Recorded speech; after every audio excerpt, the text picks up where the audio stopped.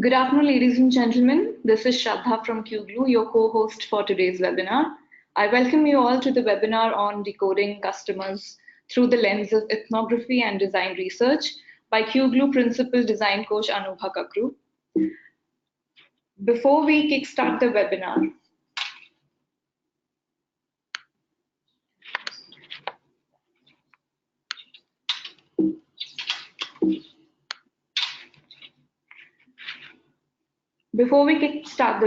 let me just quickly and briefly introduce our organization to you.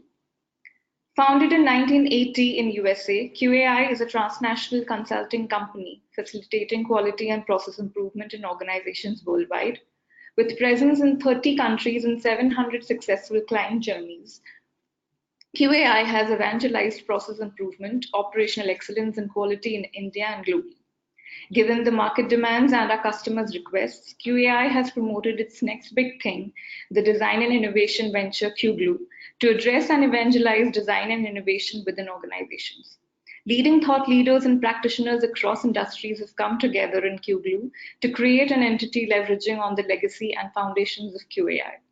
Our speaker for today's webinar is one of such thought leaders, Anubha Kakru. Anubha comes with around 20 years of rich experience in design consultancy, design strategy, brand consultancy, and cultural insights to decode markets.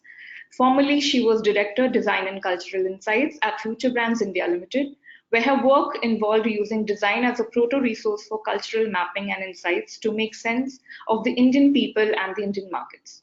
She was also the Senior Brand Consultant for DMA Branding and Head of Programs, India and Sri Lanka at the British Council. She is currently the Dean at the Indian Institute of Art and Design. Her education includes Design Management, Strategy, Innovation and Branding at Brunel University, London. So that was about Anubha, just for your information. This webinar is on listen-only mode. If you have any questions, you can keep posting them throughout the webinar, and we'll be taking them at the end of the webinar. I'll now hand over the session to Anubha so that you all get started on this interesting journey with her. Thank you, Shraddha, and good afternoon, everybody. My name is Anubha, as Shraddha has already mentioned. Thank you, Shraddha, for the very kind introduction. So let's get started. So decoding customers. I assume most of you feel that you want to know what your customers want. Sometimes you think you know what they want. But very often it is this murky area where we are groping in the dark. As Rise and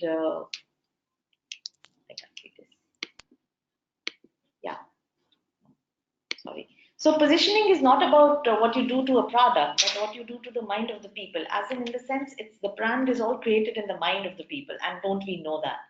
But how do we get into the mind of these people, or how do we find out what is it that they want? I think the only way to do it properly and to do it really in depth is immersions. Now, you might be wondering about these slides. These are the Bajau tribes of the Malay Peninsula. They are the only sea gypsies of the world. And in fact, recently a research has come out which says that their spleens are 50 times larger than that of average human beings, because that gives them the time to stay immersed in water for longer. So yeah, so we also need to probably enlarge our intellectual spleens so that we get into these immersions, and that is how we learn. But why immersions? Okay, let me propose here that Gandhi was a design thinker. You know Mahatma Gandhi? I think he design thought India out of colonialism. You may ask how. Well, he first defined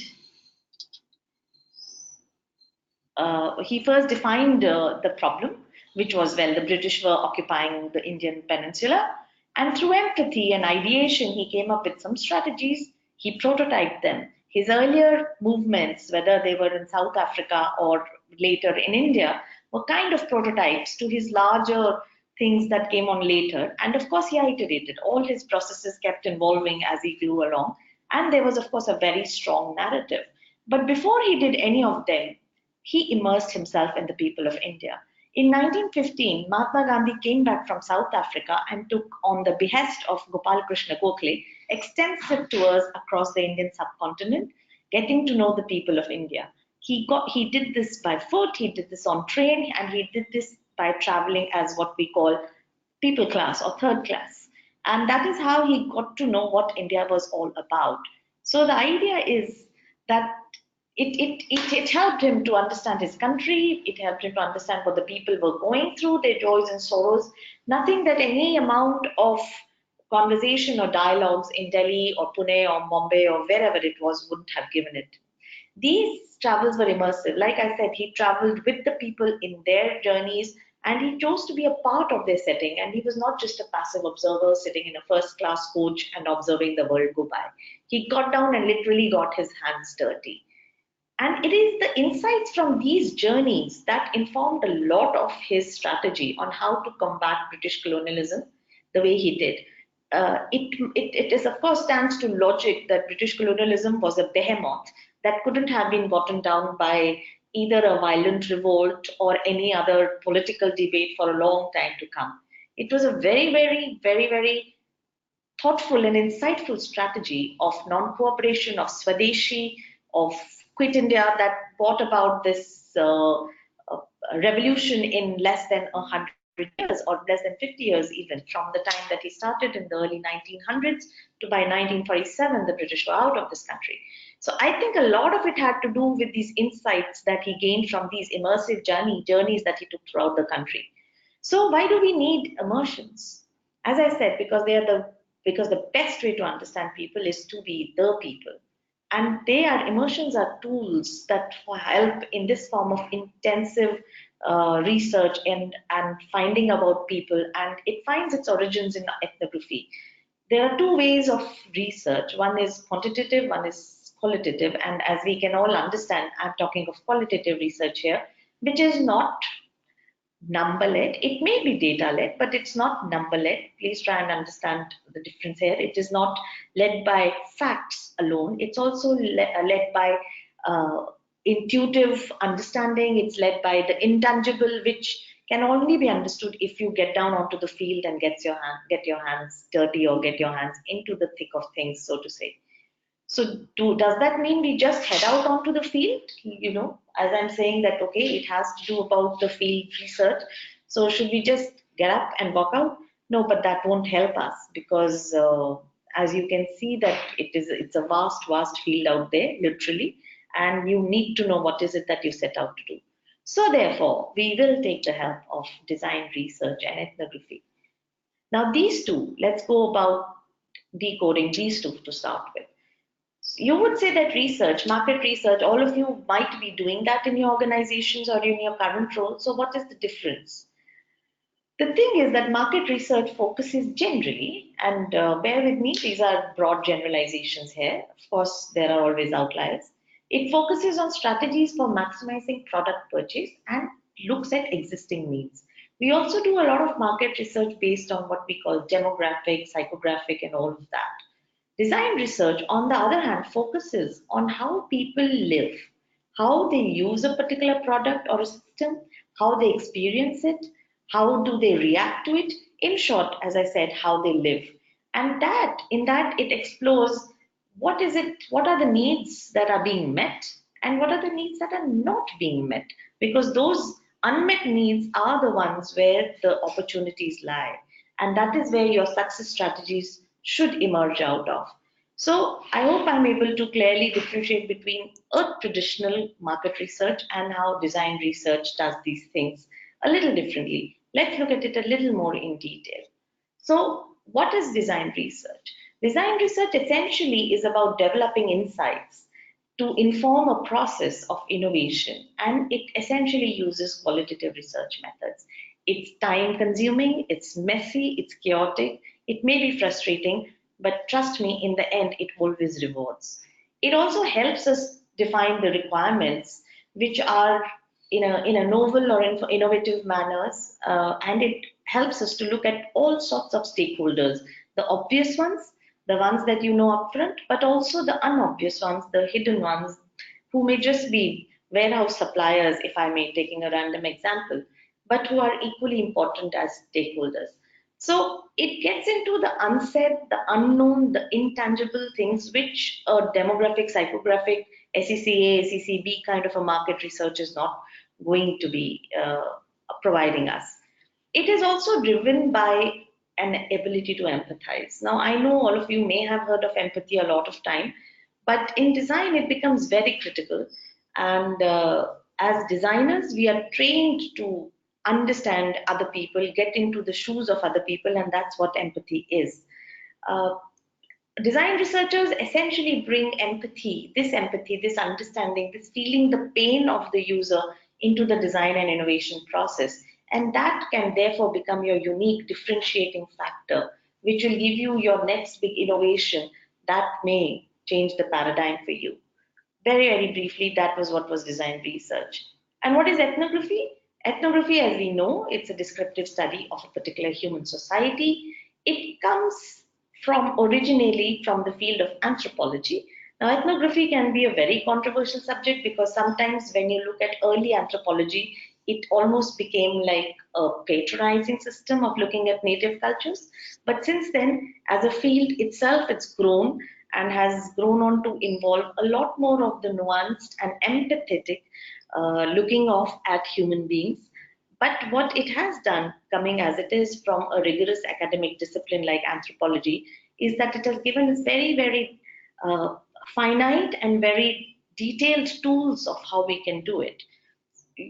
One of the problems that happens in qualitative research is our lack of tools, or actually how do we actually capture the data, how do we do these studies. But ethnography provides us with these tools and also with means and methods of analyzing those data, and that's why it becomes so important.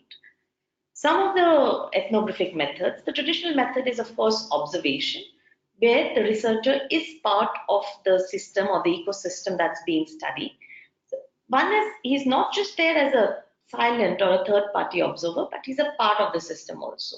So that's where empathy creeps in. I mean, imagine you're going to, say, a party as an observer, and you just stand at the bar and look at everybody, and you just getting a sense of what people are. But if you start actually engaging with people, being really a part of the party, then you will get a little more nuanced understanding. So that's what observation in this context means. It is not just about standing on the site and observing, but actually again going and being part of that ecosystem, being a part of that process. As I said, today ethnography has moved from just being a part of anthropological studies, which is where it originated, and it has a lot of other applications like user research and insight. The thing about ethnography, and I would like to repeat, is that it gives us very clear tools and applications where we can use these methods for very, very tangible results and insights. Some of the tools of ethnographic immersions, one is observation, which is contextual and objective, which means that it is insight, in situ. That is how it is contextual. You have to know the context, you have to be a part of it, you have to be there with it, but at the same time it has to be objective, trying hard to not let your subjective biases creep in. It's difficult, but with practice it can be achieved. You can interview people. Now, if you do a very structured interview, you will get very structured answers. You can do a semi-structured interview, which is better, but of course a free interview is the best, because that's when you're having a conversation. You're not really interviewing the person, but you're as much a part of that conversation as he or she is, and not really an interviewee. These conversations can go on long. A good free conversation should be at least an hour. But like I said, that it depends on the kind of time that we have, the kind of context that we are operating in, and kind of briefs that we are needing to address. So sometimes, to take a middle ground, a semi-structured interview becomes the best option, not a fully structured one and not a completely freewheeling interview as well. Then we also study the physicality of these cultures. People produce a lot of stuff. They produce it in terms of, you look at your workstation or you look at your colleague's workstation, there'll be things on the tagboard which they have put up. It tells us something about them. It is a reflection of their personality. People put things in their cars, on their dashboards, in their houses, on the streets, everywhere. The material output of any culture says a lot about that culture. And that is a very, very interesting part of these kind of design studies or culture studies, where you study the larger materiality of that culture or the physical output of that culture to see what it is that people really want. It also gives away a lot. And when you do sign up for this workshop later, we will be doing material analysis as a detailed part of it, because it's very, very interesting. Something that might be kitsch for you might actually be very aesthetic for somebody else, and vice versa. It tells you a lot about people. Material analysis may also be to do with popular tropes like cinema, music, language, any of that, dress, sartorial, whatever it may be. So a lot of material analysis study and analysis can tell you a lot about the people that you are working for or you want to uh, address or target. So how will this be done? So these are just, as I listed, these are just some of the tools of ethnographic or immersive design-led researches. How would this be done? So interaction, say for examples, interviews, interaction, chats. The idea is to be able to break barriers and be completely objective and non-judgmental. Idea is to leave your prejudices behind. Idea is to go with an open mind, open eyes, ears, and an open heart. And you have to immerse yourself in the situation completely. If that means sitting at somebody's place and having a cup of tea, if they've invited you, please do so. If it means observing a particular dress code while going into a particular community or a cluster, yes, you will have to follow that through. If it means shadowing somebody, work shadowing somebody just to get a sense of what he or she goes through every day, yes, it would be that too, akin to mystery shopping. And then you have to empathize. You have to put yourself in the shoes of this person and take that forward. Please don't forget to listen or experience the context that you may be in. Write down from the physical manifestation of it, which is the place, where are you, what is the kind of physicality that the place has, what is the kind of decor or non-decor that place has, what is the kind of cut, from right down to what is the kind of pen that's being used, to the cutlery that's being used, what is the person wearing, what is his body language, what is his language of comfort. All of these things you will have to experience and listen and note. And yes, it comes with practice, but yes, it can be learned. And once you learn it, then trust me, you will be able to get into the shoes of your users like nothing else. Like I already said, that material culture analysis, what people create says a lot about them, especially in the Indian scenarios where we are a very exuberant culture.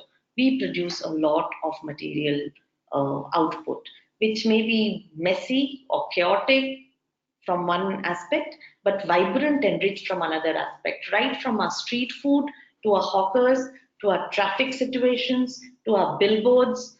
Don't ignore any of it. All of those say something about us, and all of that says something about our user. And you have to get beneath the obvious and go for the nuanced ones. Things might not be very apparent in the first go, but if you start getting into the practice of it with a trained eye, you can spot things which might be very, very interesting. There are ways, again, there are lots to be said about the morphology of billboards. I don't know which, all of you are from various parts of India and perhaps outside as well. But just look, if you look at, let's say, the language of the trucks, it's a particular language, and you can start to then see patterns in it. So the trucks from India versus the trucks from Pakistan versus the trucks in Bangladesh, and that itself can start a whole full analysis on the beliefs, belief systems, as well as aspirations of this particular set of people, just by looking at their manifestation of their own vehicle. Similarly, from, say, in this picture, you can see some auto rickshaws. So yeah, if we start analyzing auto rickshaws, we'll get to know about a particular city, about a particular set of people, either who commute in those auto rickshaws or who own them, as well as the owner. And these are all regional differences as well. So the auto rickshaws, for example, in north of India will be different from the ones in south of India. It's the same is true for architecture, the same is true for a street, a bazaar street, any of that. So you have to start learning how to look at the material culture around you and start getting the pointers from that to be able to understand your user. So don't forget to capture the obvious and the unobvious. It's very difficult to do, or it's very easy to say all of this, but very difficult to do. And as a human mind, it's beyond our capacity to also record everything just physically. So one of the things that in ethnographic or design-led research is that we do emphasize is on documentation, a lot of it. It's visual, it is videos, it is oral as in recordings, it could be all of that, as well as if you're comfortable with note taking or notations, yes. Usually teams work best so that there's somebody who's doing the documentation while there's somebody who's conversing. It's difficult to write while you're in a conversation, but there's some audio recordings and all with due permissions, of course, come in easy. So just to say that there are, I'm detailing out here just two key aspects of, or two key aspects of the ethnographic kind of deep research that we could do. One is the conversations that you have with people, and the other is you study the context or the material culture that surrounds them.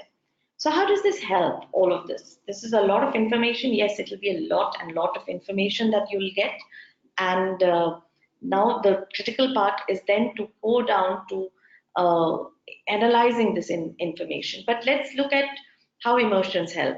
As before, they kick in a sensitivity to the context, which is history, economics, ethics, ecology, all of that. Other than, apart from the fact how what your consumer is, what is his age group, what is his profession, what is his income, but a whole lot of things are interconnected.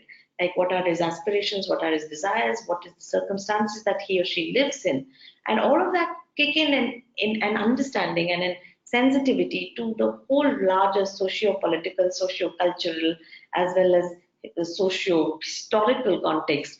And all these emotions then lead to empathy. I mean, if you are spending time with somebody in his environment, and he may be coming from any strata of society, this is not to say that empathy should be reserved with people who are less fortunate than us, but even with people who apparently have more than us, this empathy needs to go there. So the environment may change, but the way of your looking or seeing it should stay as keen and as objective as everywhere. So out of this empathy which you have generated, you will be able to have a more nuanced understanding, a more subtle understanding of the context. You will be able to ask more pointed questions even without realizing. It becomes intuitive, and then you get into insights. So empathy is the ability to understand the feeling of others, and it needn't be about distress. We often sometimes confuse sympathy and empathy. Sympathy is very often about distress, that somebody is in distress and you can only sympathize, and somewhere deep in your heart, you're glad that it's not you. But empathy is being able to put yourself in the other person's shoes and actually saying, yes, it could have been me. Or if it was me, what would I have done? So that is a critical difference between empathy and sympathy. These emotions hopefully will increase your empathy level to a certain extent that it becomes a second nature, and then you are automatically, whether an activist or an evangelist, that is believed up to you to choose, but you'll definitely be a thinking individual. And the most difficult, but also the most exhilarating part of any user research is the final decoding.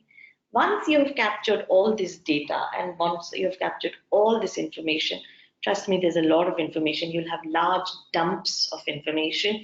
You will have to systematically go through all of them, bucket them, make compartments out of them, revisit them repeated number of times. It's an intensive exercise, but it definitely is worth the trouble it takes, because in the end, what you come out with those critical insights, they completely propel growth, innovation, and change. You change paradigms. It doesn't, then it's not incremental growth. If you can come to that one critical insight, your entire strategic outlook, your entire designed outlook of whatever service or product that you may be concerned with can change, and that can go to a level where nobody has ventured before and can give you the desired impact and results. This is the difficult part. Again, it comes with practice and a lot of doing.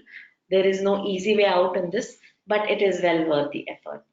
And eventually, of course, it all comes down to the bottom line. The ability to keep reinventing, also not just one-time innovation, but to keep reinventing and recapturing the market. Even the best struggle to do it. But yeah, if you can get that thing, and there will always be a need which is unmet need, which will be not met. So the idea is to keep looking for those unsaid desires and needs of people that they have to capture. And immersive design research can lead you to those insights that can generate innovation time and again. Should we take some questions? Okay, so as I was saying, that it all comes down to the bottom line. In the end, we do all want to make a difference to the system that we are a part of, and that comes from the ability to understand who your users are. The users will not always be able to tell you what is it that they need. Sometimes you have to get it out of them. If you ask them that this is what you need, they may give you a prescribed answer, but that may always not be the correct answer or the desired answer or the one that will actually lead to that change, because these are socially conditioned answers. The idea about user researches are that you get to know your consumer so well through his context, through the conversation, that you are able to glean out of him or his persona the answer or the solution or the need that is actually quite simple and straightforward, and that can be addressed very easily. Just to take an example of, say, the shampoo sachet. I know in marketing parlance, it's a much used example, but it is a critical insight there, which was that the consumer was not ready to buy or could not afford to buy a full bottle of shampoo, but a sachet of shampoos worked. And that is how we were in the midst of a sachet revolution in India, as it were. So it is that critical insight that you did need a shampoo, but you didn't need it every day. You didn't have the affordability to have it, but you still wanted it. So that didn't mean, so in the previous paradigm where we only sold shampoos in bottles, we were precluding, we were leaving out a lot of people who would have actually been our buyers. It was only when we understood that the SKU size that they needed or demanded was of a different nature was that we were able to address it. So now that's a critical insight. Those kinds of critical insights are the one which change the market, which change the game for you, and which actually change the nature of the industry as well. And immersive design research can lead you to those insights that can generate innovation, not just once, but time and again. So I think that is, yeah. So as this was just a trailer to what we plan to go on to at QGLU, we hope to take you on an immersive ride on a very ethno design workshop.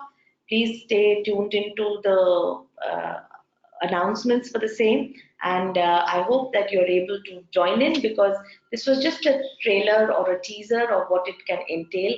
It is a lot of work, but trust me, it's a lot of fun, and it's a lot of intangible work. It's got very little to do with Excel sheets. It's got a lot to do with being out there, being talking to people. It also makes you a better person, in the sense, in terms of even your communication, in terms of your empathy, and in terms of your skills to be able to go out there and relate to people. It's also a personal growth that happens through these exercises. Trust me, every time I do this, I think I learn more than I deserve to, in a way. There's always a learning, and you're also humbled by the amount of knowledge and wisdom that exists on the street, that we as marketers or even strategists or consultants or whoever tend to forget about, tend to ignore, getting caught up as we are in our day-to-day work spheres. But the amount of knowledge that exists and the amount of insights that exist on the street, there's no beating them. You will never get them as many as you do when you're out there getting it for yourself. You will be a changed person. You do bring a different perspective to the table once you've been through any of these ethnographic immersions led by design. So thank you very much. We are ready to take questions. I'll be happy to answer. I know this is a lot of information for a short time, but please do land us with questions. Right. So we have a good morning from Brazil. Good morning. There's a question which asks, will we be putting trend forecasting into market research or design research? Trend forecasting can always be a part of it, because there is some amount of secondary research that one is required to do, and basis that, and trends will emerge. The fact here is that, as I say, that this is bottom up, not top down. Now, trend forecasting, as if you look at the word, it's about forecasting something, and you are the forecaster. I'm saying here we go to the people and understand what they need, and probably it's a not a forecast but a past cast, if I may say so. But yes, you do understand trends, and you will be able to nail down on what is it that people want and how is it that they want it, right? Can you simplify what you were speaking about ethnography? Yeah, so okay, very, very simply put, ethnography is a tool of ethnographic research. Ethno comes from people or ethnic groups. It's about going to groups of people or communities or systems and studying them. This can be done by many methods. One of the most potent methods is be a part of the community or the system for however long. It could be half a day, it could be one day, it could be 1 month. It has been known to go on to be as long as a year or more. So basically, when you're part of a system, you understand the system better than if you were just trying to observe it from the outside. So that is what studying the ethnic systems or ethnosystems would be. I hope it is too complex, you say. Yeah, I know it is too complex. Like I said, that perhaps the later part of the presentation, when we're talking about how we do it, perhaps that explained it a little better. I'll come back to it. Is there a difference between user experience research and design research? Uh, User experience research actually does derive from design research. Design research has always existed in the field of design, and lately now when we are getting into user experience and user interface and CX and all of those kinds of things, so it has taken in a lot from design research. But user experience research sometimes does get limited to a customer journey or a customer pain point, but a design research might is large, it's larger, it's more overarching. It looks at the whole life of a person or a user, and it may address situations which are hitherto not addressed. In a user research, you have a particular kind of a solution in mind and you're researching vis-a-vis that. But when you do a design research, you may not have any brief or a solution, but you're just actually just researching people, and then you can come up with solutions which they have, which nobody has thought of till then. This is for non-designers, I guess. It could be for designers also, because I don't know how much of design research or user research designers also go out and do in the field once they have graduated. And trust me, I know because I have trained in design myself. How do we do user research for a group who can't articulate their needs well? That is a very good question, and that is actually the most important user group, because these are the people who can't tell you their needs. But if you spend time with them, if you really understand them, if you immerse yourself into their communities or their systems, you will be able to articulate their needs. So it is not about, like I said, articulation will only happen if you are asking or demanding articulation. A design research or an immersive research does not demand a response. It does not treat the people that you are with as subjects. You are part of them. So there is no question or answer. So there's no question of articulating. They just continue doing what they continue doing normally. You have to understand what is it they're doing and what are their pain points. And some insights will come through conversation, just conversation.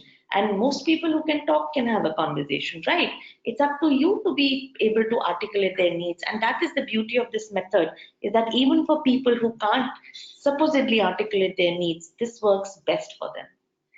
Can I share some exercise on it? I think that could be a part of the workshop, but maybe offline I could share some exercises on this as well. What are the different methods, tools to manage the research gathered from the field? Again, a very good question. Like I said, you end up with a lot of information because you have collected information visually, you may have recorded stuff, you may have videographed stuff, which is obviously always a good thing to do. You would have your notes. The first thing is to first document all this information, put them into buckets, or take out nuggets from there. You will have to keep revisiting. It's like data mining, but it's not data. It's actually insight mining. So it's, you have to trawl through a lot of raw material to be able to come to some of these critical insights. A lot of it is about visiting, revisiting, revisiting, and missing out on anything. It can be a particular sentence said at one point, it can be a particular gesture, it could be a particular artifact that they have shared with you, something that their, mother gave them. I'll share an example. So this was a research done in a slightly rural area in Gujarat, and this was done a while back. But so there was one older lady who complained about her granddaughter-in-law, her grandson's wife, saying that how these younger generation don't have the quality of nurturing. And and we were just having a conversation sitting outside her hut in Gujarat. She said, they don't have that quality of nurturing. And I said, why may that be so? And she very, very clearly told me that it is because of steel utensils. So now, how would you link up nurturing with steel utensils, you might ask? But that's the kind of insights you get from these immersions. She said, and this is an old lady in Gujarat, she said that when we were young, we used to have utensils or kitchen equipment made out of mud or terracotta, mitti ke bartan. And we had to take care of them carefully. We nurtured our stuff. But now that steel has come in, look at my daughter-in-law. She's flinging things around because she knows it will not break. So that quality of nurture has gone out from her being. So these are the kind of insights that come into conversations, which you can then translate into, for example, in this case, that how does material affect how a person behaves? And does that mean that in your new product, a certain kind of a material can be used to make a person behave in a certain way? Or an entire community. Now, these insights will only come when you have conversation and spend time. I hope I was able to address that. How do we frame the right question? Well, the only right question or the right statement is that there is no right question. So it is, like I say again, that it is not about asking questions, because the moment you ask questions, you'll get answers. And answers are always socially conditioned. The idea is to unearth answers, to dig out. It's a bit like being Sherlock Holmes. It's a bit like being a detective. You have to have the right questions in your mind, perhaps. But again, don't be limited by your questions. Questions can also limit us. So if I go asking a question saying, for example, to the market saying, why are people wearing white in summer? I have already limited my area of inquiry. But if my question was broader, which said, what are people wearing in summer? It could be white, it could be cotton, it could be light, or it could be sweat absorbent, or any of those. So don't get too caught in what are the right questions. Just go with an open mind and inquiring mind. More than a questioning mind, an inquiring and curious mind is what is related. How can you explain the difference between market research and design research on it's not opening. I can't see the full question, but I think I sense it as being what is the difference between market research and design research. So like I said, market research very often simply, again, not because that it is not capable of, but simply because that is the paradigm that it has settled into, looks at already existing needs, looks at already existing markets, looks at already existing products perhaps. But design research is wider, and it looks at needs which are not even articulated. It looks at products that might not exist. It looks at markets which might not exist. So therefore, the difference is that design research is about, like I said, I reiterate, it's about understanding people, about understanding human beings or the environments they live in, and those human beings and those environments are your users. And therefore, that's a difference. So you're not looking at just a pre-sanctioned section of people or community, you're looking at the larger context as well. How to present the data collected on ethno research inside, let me see if I can expand it. Sorry, I'm just trying to expand the questions.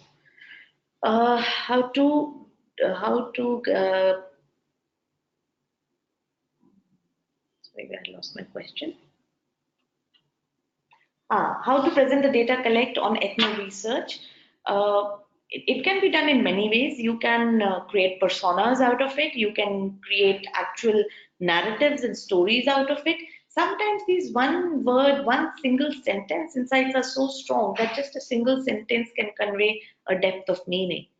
Like I gave the example of the old woman in Gujarat. So the whole one single sentence, if I was to capture it, that because of metal, my younger generations have lost the quality of carefulness which we had because we used terracotta. So even that sentence is quite clear. So the ways of presenting these methods could be very different. These could be films, these could be one single insightful sentences, it could be all tables, and there could be multiple ways of presenting these researches, if I may. What kind of materials do you use to decode data from research to find critical insights? Yeah. Oh, sorry. Let me go back to the previous question. The question was how to present data collected on ethno research inside the storytelling for decision making inside a project. Okay. So you don't have to necessarily make graphics, Livia, if I get your question correctly. Like I said, it could be a film. It could be, if I have understood your question correctly, I'm not 100% sure, but it could be many ways. It could just be, again, like I said, a conversation or even role play or any of those if people don't understand graphics. Though I found that most people tend to understand graphics even in communities which are otherwise non-articulative. The next question is what kind of methods do we use to decode data from research to find critical insights? Like I said, a lot of it is sheer practice where you have to visit and revisit the data. You have to understand the context very carefully, and you have to look at these nuggets of information that people spring upon you. So it is a lot of it. I think the strongest method is to listen, but listen also or revisit the data that you've collected, all that information that you've collected. But there can be specified tools to do it also, which I don't think I have the time to go into right now, but there are particularly specified tools where you can bucket them and then look at the buckets and analyze them separately. User research and design research are the different. I think I've addressed that already. How do encourage product companies to invest in immersive research instead of focusing on a specific business goal? Yeah, that's a very, very valid question. But the thing is that if you can do a small prototype, like I go back to design thinking. So how do you prove? So you have ideate, you have an idea, you do a quick solution, and you prototype. So I think it would be good to do a kind of a prototype immersive research, which then you can demonstrate has given you some valid results. And trust me, once the value is demonstrated, companies do get into immersive researches, and increasingly in the world, the bigger companies and conglomerates are understanding the value of this kind of research method as opposed to a data-driven market research only. You'll just have to prove. You can take the proofs from existing case studies that are available, or you could prototype a small research of your own and do it. How do you sell ethnographic design method for internal design? How do you sell the ethnography method for internal design research team to the management? How to justify the time and money spent for ethnography? Yeah, same as I said earlier, that one, you can take examples. There are more than enough examples in the world to prove how that this kind of an immersive research has helped coming up with really startling solutions to hitherto unheard of or undiscovered problems. Or at the same time, as I said, that you could do a small dipstick kind of a prototype where you could demonstrate. Think you will require some thinking and analyzing to do. Think of a particular pain area in your organization or in your product systems, and see if you can do a small immersive research. It doesn't have to be very elaborate. It could even be one day or 1 week. It could even be led by one person, that is you. You just have to demonstrate that you could come up with some valuable insights which can translate into a proposal or a product area. And if you can demonstrate that very well, I think your company will also buy into the time and effort taken for immersive researches. How does this help in generating sales? Yeah, so if you find an unmet need, if you find an area which has not been addressed, or an area which is not being addressed with a particular product set, and you can involve that into your product innovation, you will definitely improve your sales, won't you? I would like to know about some tools or methods available for reporting the data obtained from material cultural analysis. In today's day and age, I would be, yeah, it may sound facetious, but we are all empowered with very, very powerful smartphones. Trust me, at most times you don't need anything more than that. You're equipped with your smartphone, you can take pictures, you can take audio recordings, you can take video recordings, and then you have the dump and you can come back and analyze them later. But as far as capturing the data is, you have your smartphone, if that is what you meant. Does one need to have a design degree to get into the field of design research? Ah, you asked that from a design academician. Now that's a tricky question. Um, um, well, it helps, but it's not mandatory. It can be learned. Like everything else, any skill that you're passionate about, you can learn about it if you really care about it.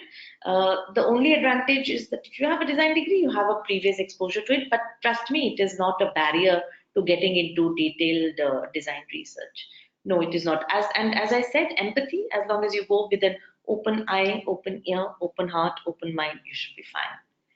In the global sourcing of for services, processes, and products, how will this help businesses that's a part of supply chain for an outsourced manufacturer, textile manufacturer supplying to many brands across the globe? Yeah, but that's also again an interesting question. But the point here is that this outsourced person or businesses that are part of a supply chain also have stakeholders, and those stakeholders are also your users. So user research, please, or design research, don't confuse it with the end users only. I mean, as in the customer. All the people who use the service that you provide are your consumers or are your subjects, or are uh, subjects that you can take up for your design research. So in the case of, let's say, you say a textile manufacturer supplying to many brands across the globe, how is he doing that? Are there people, are there agents through whom he is applying? Then the final procurers, who are the people who are procuring this material from him. These are all your stakeholders.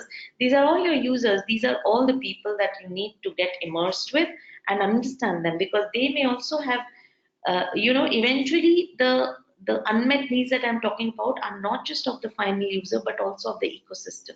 Sometimes just strengthening an ecosystem can boost up the final unmet need of the final consumer. So I think across, whether it's B2C or B2B, the method works for all. In B2B, the nature of the stakeholders might be different, but remember, at the end of the day, everybody is a human being. What we are trying to do here is understand human beings. In hardcore IT companies, sometimes it's difficult to do immersive research. Why is it difficult? I don't understand. Um, like I said, it would be, if you want to try it out for even for yourself, just take a day off or a couple of days off. Just do it for yourself. I don't understand why it should be difficult in IT companies. Is it because you're unable to step out of your office? That is the only reason why it may be difficult. And even then, in your office, there are enough people with whom you can try this, even if you just want to try it. You try it with the people who are not a part of your team but are part of other teams. They could be people who work in the pantry, they could be people who operate the building, they could be people who work in the finance section or whatever.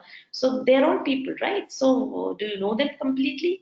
Try and get to know them. Maybe they'll tell you something about your systems, because they might also be influenced or affected by it.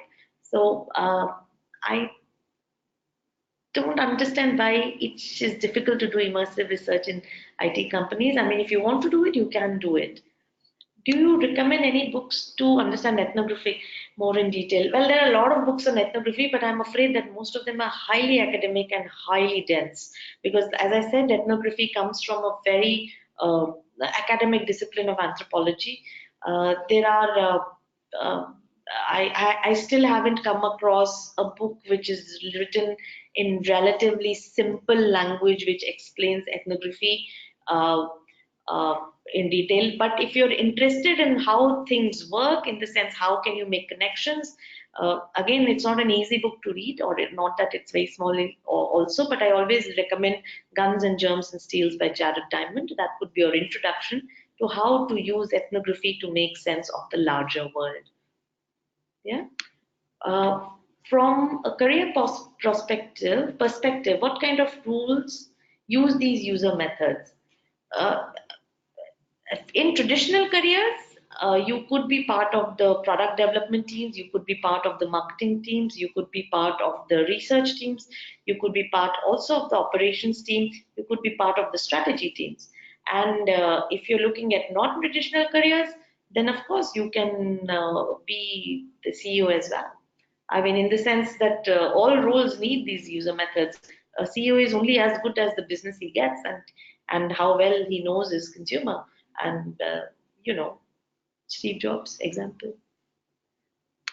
What are the possible career trajectories that starting off as a design researcher can take? As I just stated, you could be part of new product development, you could be part of research and development, you could be part of marketing and consumer insights, you could be part of consulting, you could be part of strategy, all of that.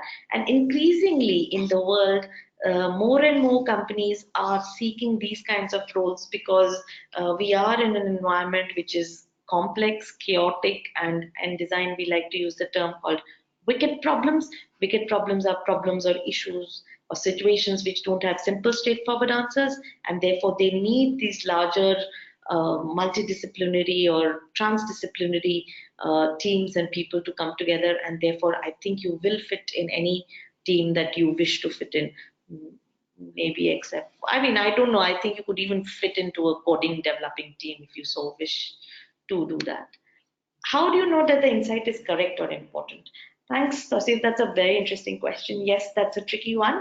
Sometimes you do fall flat on your face, but very often I have found that an insight, a true insight, is so powerful that it hits you in the gut. And you've known it all along. It's just that you've never thought of it, if you know what I mean. I mean, once it's presented to you or it emerges or it reveals itself to you, you say, why didn't I think of that before? Or even something like, I always knew that. But it's just because it is there. It is there in our instinctive and intuitive being as human beings who've lived on this earth for whatever, 5,000, 10,000 years. So it's there. It's not coming from outer space, is it? So it is somewhere there in the larger collective, but it's just that we've kind of forgotten or not thought about it, or it's not struck us. So when you have an important or a correct insight, I, from personal experience, say that you almost always know. But that's not to say that you cannot. Sometimes you may, if you're really desperately trying to generate an insight, you might not contrive one, which is then more likely to fail. Yes, it can happen. So that's why it is almost this process of design research and ethnographic research is almost meditative. You have to make it a second nature for yourself so that whatever comes in comes straight from the gut, and then it becomes part intuitive, part insight, and part the natural order of things.